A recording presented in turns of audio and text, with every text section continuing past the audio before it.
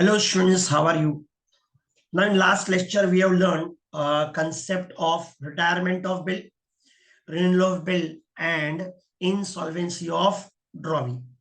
Now today in this lecture we'll learn examples on retirement of bill, renewal of bill and insolvency of drawee.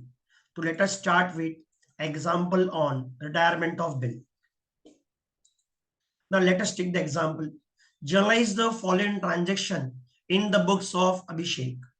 Radhika retired her acceptance. So Radhika is an drawee to Abhishek. So Abhishek is a drawer for rupees 23,000. तो bill कितने का था? 20,000 का था, 23,000 का, bye paying 22,500 in cash. तो bill था 23,000 का, उसने कितना पे किया? 22,500. Now let us take the entry in the books of drawer and in the books of drawee. तो यहाँ पे बिल 23,000 का था, उसने कितना पे किया? उसने पे किया 22,500. तो इसके वजह से अभिषेक को नुकसान कितने का हुआ? 500 का. मींस अभिषेक ने 500 रुपीज का डिस्काउंट दिया because bill has been retired. Retired means due date से पहले उसने पेमेंट कर दिया है. ओके, तो नाउ इसकी एंट्री चेक कर दी. तो debit what comes in cash. तो कैश और बैंक अकाउंट डेबिट.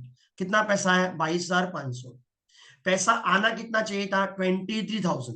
लेकिन पैसा आया कितना? 22,500. तो इस केस में अभिषेक ने राधिका को कितना डिस्काउंट दिया या रिबेट दिया? 500. तो रिबेट इसके लिए एक्सपेंस है. तो debit the expense in losses. तो rebate is expense for the Abhishek and income for the Radhika. और उसके पास से क्या आ गया? बिल गया. तो टू बिल्स रिसीवेबल अकाउंट.